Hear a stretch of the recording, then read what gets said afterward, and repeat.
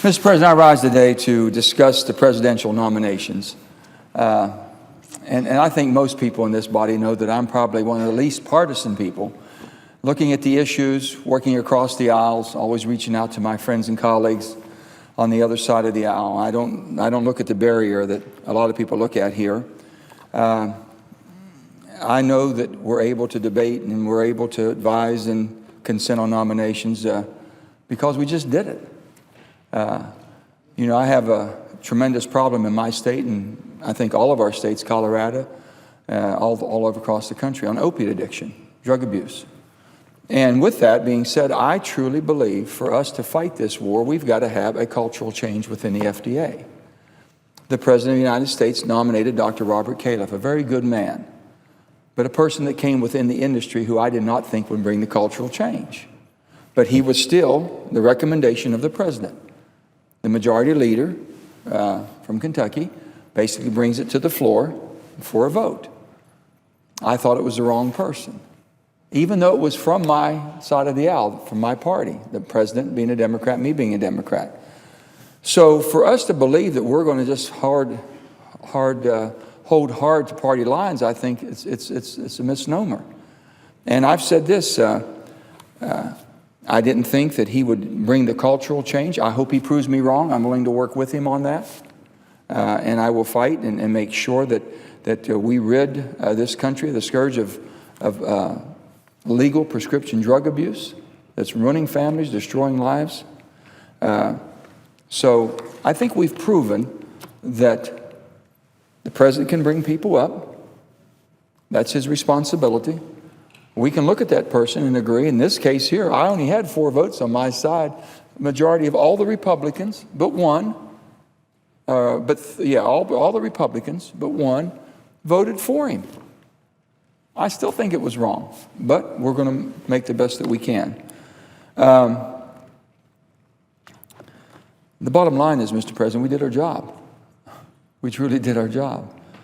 And I can live with that decision. And I think, I look at this, the President, the Constitution is very clear saying the President shall. It doesn't say may. And being in the legislature, you've been in the legislature, shall and may are two worlds apart. It says he shall nominate. And he will nominate. We know that. And why we're not willing to go through this process. I'm as likely to find someone that he might recommend that I won't vote for as maybe you and maybe our other colleagues in this. And I saw what happened when I first got here. We got condemned for not voting at all. We weren't getting any votes because there was protections trying to go on. Basically, who's up in cycle. Tough votes make it very difficult for people to get reelected. Well, we proved that to be wrong because basically we've seen a big switch in the Senate, in the majority from the minority and the minority to the majority. So I've said very strongly, no vote is worse than a tough vote. A no vote in this body is worse than a tough vote. If you're saying that I'd rather not vote at all because it might cause a problem back home, you got more problems if we don't do our job. And that's what I can't figure out. If the President brings a person up, there's going to be 2 or 3 months. And if we can't find someone that we can agree on, with 60 of us, that we can agree on, that means that it's going to take at least 14 Republicans to find someone they can agree on that they think is good for the country and move forward on. If not, then it'll run right into the next administration, whoever that may be. But basically, we would be doing our job. And I've had a hard time on this one. I'm going to evaluate that nominee based on their legal qualifications and judicial philosophy. I'm going to look and basically see how they've been endorsed, what type of endorsed they've been, what type of basically decisions they've made, what type of social media they've been on and talked about. I'm going to look at all that, which is what we should be doing, to find out as much as I can about that person, how I think they're going to govern and rule in the future.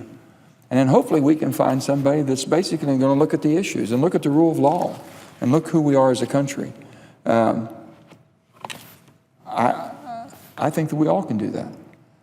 I know very well that you can. I know very well that every one of our colleagues on both sides of the aisle is able to do that. And I don't believe that the President has basically could count on all Democrats just because he's a Democrat going to fall a line. That was the case. We wouldn't have had Senator Markey from Massachusetts and myself voting, and Dick Blumenthal voting against Robert Califf, which is his nominee. So we're going to have to find that right person. But if we never get a chance to evaluate a person, I don't know how we're going to do it. And again, it truly gets down to this, the job we were supposed to do. We talk about orderly business. We're getting things done. I've had people say, oh yeah, we're getting things done now. The Republicans are the majority. Mr. President, you've been here long enough to understand the majority might set the agenda, but it's the minority that drives the train, whether we get on something or not. So we have to work together. We've proven that the old game plan didn't work. The new game plan is fine. Let's have an open amendment process. Let's go through it. Let's debate it, and then let it go up and down on its merits. And that's what we're asking for on this. Let it go to committee. The nomination comes, go to committee. Look at that nomination. I mean, dissect it every way, shape, or form, who that person may be, he or she. I'm living with whatever the committee comes out with, but I'm going to do my own research. It comes to the floor, there's no guarantee I'm going to vote for that person. Absolutely not. And I've already proven that. And all of us have proven that we haven't just blindly followed party lines, nor should we. We're not expected to. Our constituents don't expect us to do that. They don't want us to do it, that's for sure. Again, I will state the Constitution states the President shall nominate, and by and with the advice and consent of the Senate shall appoint. Only can he appoint if we have the advice and consent of the Senate. There's no other way this president or any other president can make that decision. We make the final decision. And again, we're down to the point now where the rhetoric's back and forth. It gets a little bit harsher. Everybody gets ingrained, entrenched. By golly, we're not going to take anybody up. We don't care who that person would be. And I just hate to see that. I mean, we're all friends. We all know each other. And we all truly, I believe, are here for the right reason, wanting to do the best job that we can. But we're still expected to do our job. At the end of the day, did you do your job? Yes, we looked. The president gave us somebody. We didn't think that person was qualified. We didn't think they were centrist enough. They didn't have the background. They didn't have basically a record that we could extract what we thought their performance would be in the future. And for that, we voted against that person. Or the president gave us somebody that basically we found did not have political ties either side, that basically ruled on the law, the best interpretation of the law, with the Constitution always at the forefront. That's the person that he gave us, and that's the person we would support. But if we never get a chance to look at whoever is given to us, there's no way we can move forward. And we can't, when I was governor of the state of my great state of West Virginia, I had to do the job 24 hours a day, 7 days a week, every minute of every day of every week of every month of every year. It was expected. That was my job. And I tried to do the best I could. And there were some times when I had to make some tough decisions. There was times I could get people together.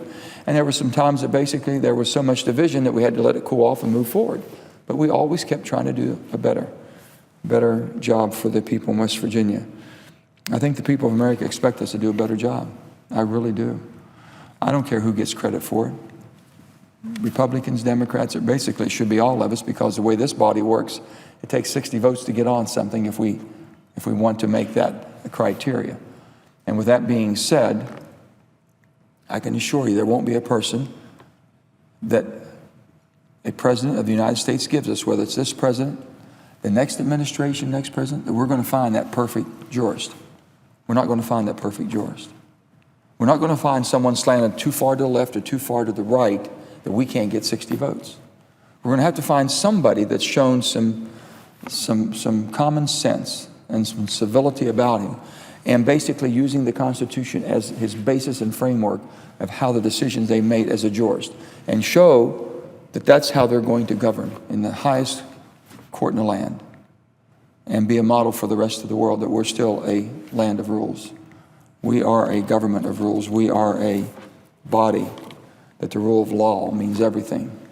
And it's hard for us to do that if we can't find someone that we feel is qualified to do the job.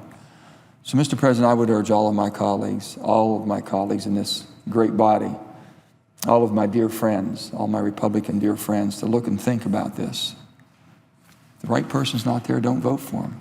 Matter of fact, I'd probably vote against him too. I have before. I think I'm the most centrist